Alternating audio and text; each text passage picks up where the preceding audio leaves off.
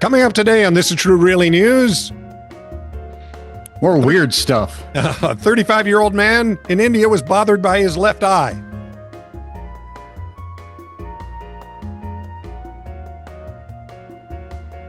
Okay. If you like left eyes and stories about men from India, swarthy, strapping men, please like, subscribe, and follow This Is True Really News. Comment wherever you find us and click the bell to be notified when we put up new drivel. And if it's something longer, if it's something that really where you have to take us to task and tell us what 4 and what 5, go right ahead. If you get to what 6, we're going to be a little suspicious, though. Send it to TITR@netradio.network. This is True, Really News with Scott Combs and Tony Verkinnes. All the news you're about to hear is true. Really? As far as you know. A senior lawyer in Australia has apologized to a judge for filing submissions in a murder case that included fake quotes and non-existent case judgments generated by AI. Really? Seriously? The blunder in the Supreme Court of Victoria State is just added to the litany of mishaps AI has caused in justice systems around the world. The defense lawyer Rishi Nathwani, who holds the prestigious legal title of King's Counsel, took full responsibility for filing incorrect information in submissions in the case of a teenager charged with murder, no less, according to court documents. Nathwani told Justice James Elliott on behalf of his defense team that we are deeply sorry and embarrassed for what had occurred. And honestly, you really should be. A lot. The AI-generated errors caused a 24-hour delay in resolving a case that Elliott had hoped to conclude on Wednesday. Well, that didn't happen. Elliott ruled on Thursday that Nathwani's client, who cannot be identified because he's a minor, was not guilty of murder because of mental impairment. Well, what if he's an open pit minor? At the risk of understatement, said the judge, the manner in which these events have unfolded is entirely unsatisfactory. Well done, Judge. Talk about judicial restraint. See? The Brits have lost all sense of decorum. Apparently, the Australians inherited it. Wow. Who'd have thunk? Given the whole that's not a knife thing. I'd have lost that bet. For 8 months, a 35-year-old... This is a knife. For 8 months, a 35-year-old man... Does it bother us that most we know about Australia is from Crocodile Dundee? Not in the least. Okay. I loved their swimming suits from that era. Hubba hubba zoot zoot. Abo hubba zud zud. Num. For 8 months, a 35-year-old man in India was bothered by his left eye. It was red and blurry. Actually, a left eye should be blue and blurry. Right? When he finally visited an ophthalmology clinic, it didn't take long for doctors to unearth the cause. Said, by golly, man, someone stuck a tooth in there. What? That's actually no. In a case report in the New England Journal of Medicine, doctors report they first noted the eye was bloodshot and inflamed, and the pupil was dilated and fixed. The man's vision in the eye was 20/80. A quick look inside his eye revealed it was all due to a small worm, which they watched moving sluggishly in the back of his eyeball. Well, worms have never been exactly speedy. To gouge out the parasitic pillager, the doctors performed a pars plana virectomy, a procedure that involves sucking out some of the jelly-like vitreous inside the eye. You got a good picture of what's going on there, Tone? Sadly. Can you feel it? Mostly in the pit of my stomach. This procedure can be used in the treatment of a variety of eye conditions, nearsightedness, farsightedness, Google eyes. But using it to hoover up worms is rather rare. In order to get in, the doctors make tiny incisions in the white parts of the eye and use a hollow needle-like device with suction. They replace extracted eye jelly with things like saline or gummy bears. In this case, the device was able to suck in part of the worm's tail and drag it out, still squirming and yelling, I might add. Did you see how I'm adding, I think, more oomph to the story by getting sound to go with it? Under the microscope, they quickly identified the peeper creeper. With a bulbous head, well-formed intestines, and a thick outer layer, it perfectly fit the description of, Gnathostoma spinagerum, a known bodily marauder that can sometimes wiggle its way into eyeballs. Now, these are endemic parasites in India that infect carnivorous animals, particularly cats and dogs. In these primary hosts, adult worms form tumor-like masses in the walls of the animal's intestinal tracts. There, the adults mate, and the mass erupts like an infernal infectious volcano spewing out eggs. The eggs are passed in the animal's feces and can then spread to intermediate hosts.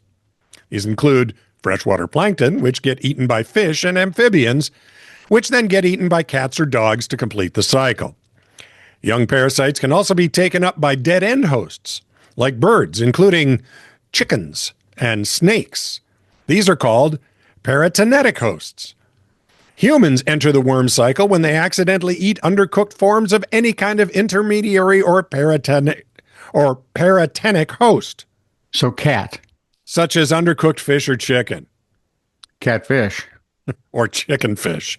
It starts with the larvae moving through the walls of the stomach. The rare foghorn leghorn chicken fish. The intestines or liver. That causes vague symptoms like fever, excess tiredness. You're tired. Lack of appetite, nausea, vomiting, diarrhea, abdominal pain, or I have all of those. Or becoming a fan of Man U.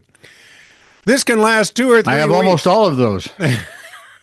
Then the infection enters a second phase, where the larvae go on a food journey, eating on flesh while visiting various organs. You must try the heart. It's delicious. Most often, the larvae end up in the skin, causing red, painful, itchy rashes that can last several weeks. But they can also wind up in the lungs, bladder, ears, nervous system, brain, and also the eyes. Luckily, the man in the case report, I should say, had no skin or neurological symptoms. A computed tomography scan of his brain, skull, chest, abdomen, and pelvis looked normal. The eyeball worm was his only sign of trouble. After removing the orb interloper, doctors treated the man with corticosteroids to help with the inflammation. They also put him on an anti-parasitic drug and told him to, hey, stay away from the chicken, damn it. After 8 weeks, his symptoms improved, but his vision didn't fully recover because he developed a cataract, which is a common complication after a virectomy. Ronnie Tucker's comment? I hate anything to do with eyes. I couldn't even finish reading it. Yeah. Well, Ronnie, did it for you. Hope you like it.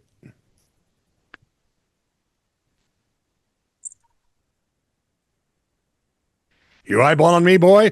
Yeah. Poor Tony. He feels bad, and he feels bad. And I feel worse. What was intended as a fundraising mission for cancer research has become a little bit of a bad dream for American teen influencer, Ethan Gua. Ethan.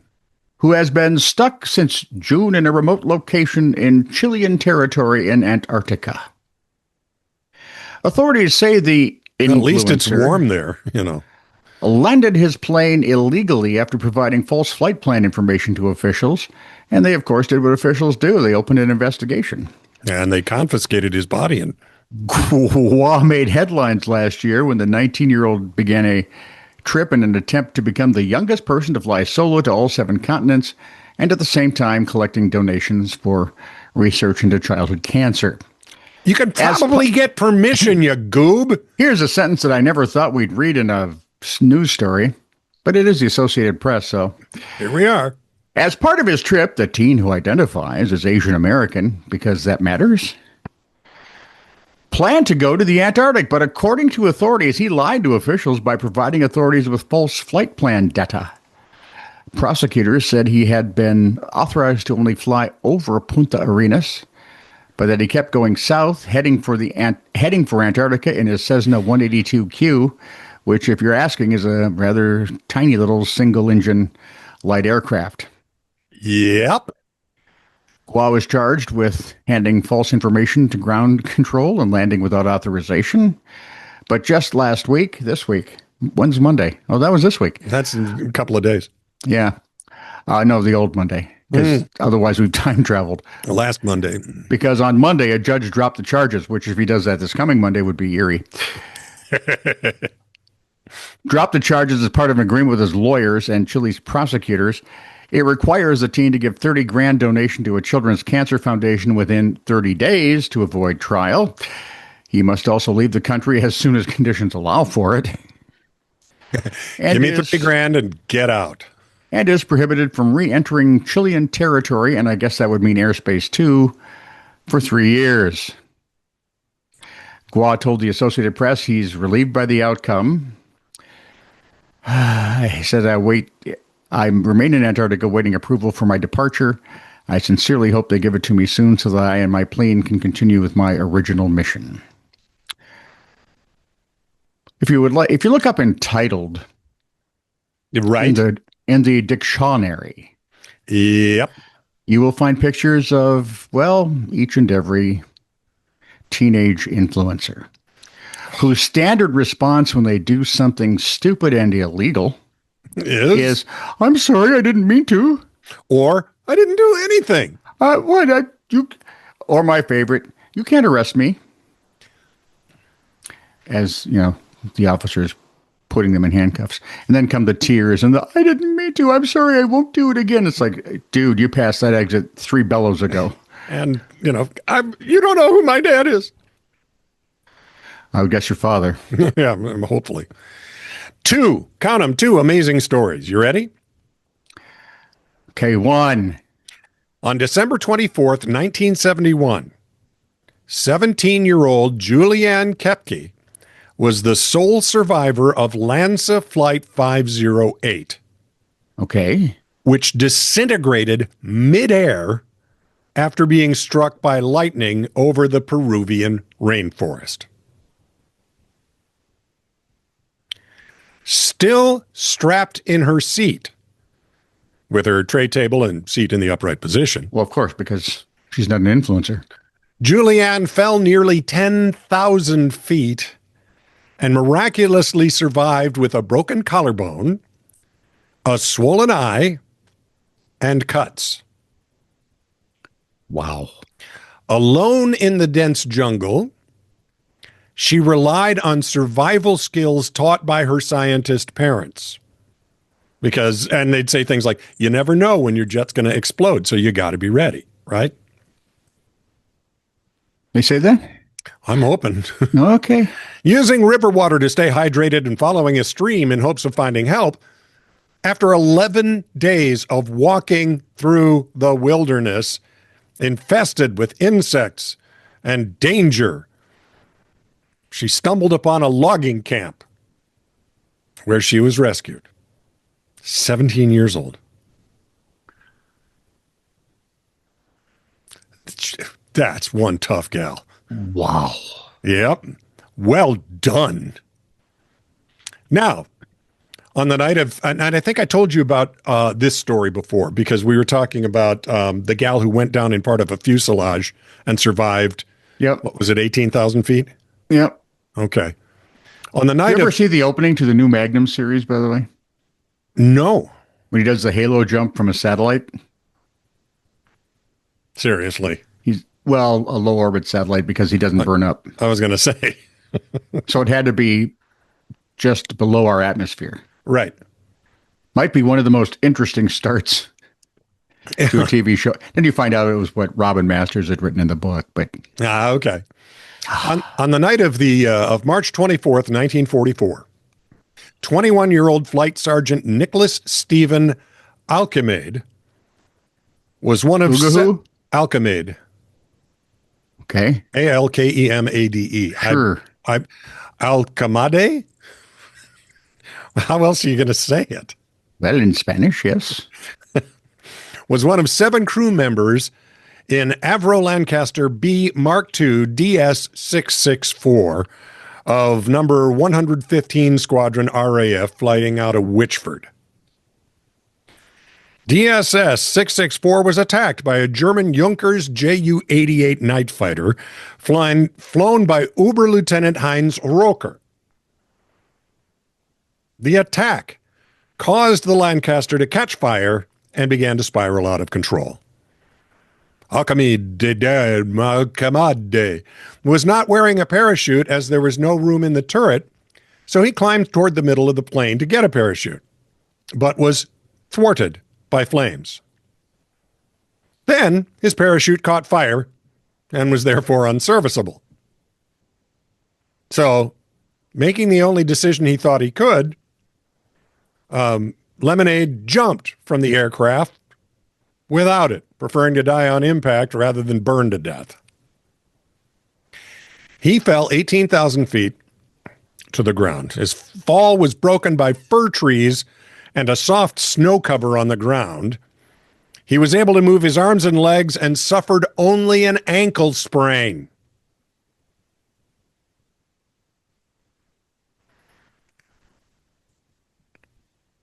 Rubbermaid was subsequently captured and interviewed by the Gestapo, who were initially suspicious of his claim to have fallen without a parachute. And let's be fair, despite the fact that the Gestapo were stupid, this isn't an unreasonable sort of thought process. The trouble with that is they were vicious. Yes. That was until they looked at the wreckage. And found? The parachute as described. Dum, dum, dum. The Germans gave Lickamade a certificate testifying to the fact. He was a celebrated prisoner of war held in Stalag Luft 3 before being repatriated in May of 1945. Whew. Well, if you're only in prison camp number 3, yes, you've probably been there a while. Yeah. Well, when did it happen? It happened in 44. That's late, though. March of 44 to May of 45. Yeah. A little over a year. Yeah. You know. Wow. But good for him. Hope the ankle healed. Please. I fell from 18,000 feet and all I got was this lousy sprained ankle. Great. Now Nafisa Collier's going to feel bad because she sprained her ankle just by stepping on someone else's foot. Which is she a WNBA? Yeah. Yeah. Okay. Right now, she would be, in my head, the best player, although Asia Wilson might argue that. And so might that one guy, so might Angel Reese. Hey, I'm here too. No. She would argue it, but that would... Angel stinks. She's goofy. A terrible player in the WNBA. No, actually, she does what she does really well. She's a rebounder. Remember Dennis Rodman? Yeah, but most of her rebounds are hers. Yeah, that's why they've coined the phrase me-bounds. Yeah, exactly. So, no, she's not a good player. So if she can do what Dennis did and learn to hit those things under the backboard, we call them layups. and it's a euphemism for easy. Although, honestly, when you go into the lane in the WNBA, you're taking your life in your hands. Yeah, those nails. The ball carrier's out of control. And you look at it and you go, huh? Mean, nasty, pointy nails. Oh, by the way, she plays for us now, Carrington Dejanay. Oh, really? The lady who apparently looks a lot like she poked Caitlin Clark in the eye last year. Oh, wow. She plays for us. She's kind of fun to watch. We're doing pretty well again this year, aren't we? We are. We lost 2 in a row, though, for the first time this season. Yeah. Now we've lost 6 whole times. But they're 4-time world champions, so. They are. And should have been 5 times, but let's not get into that now. And Bree knows. Stewie knows she got gifted one right there. This is true, really news. Send email to TITR@netradio.network.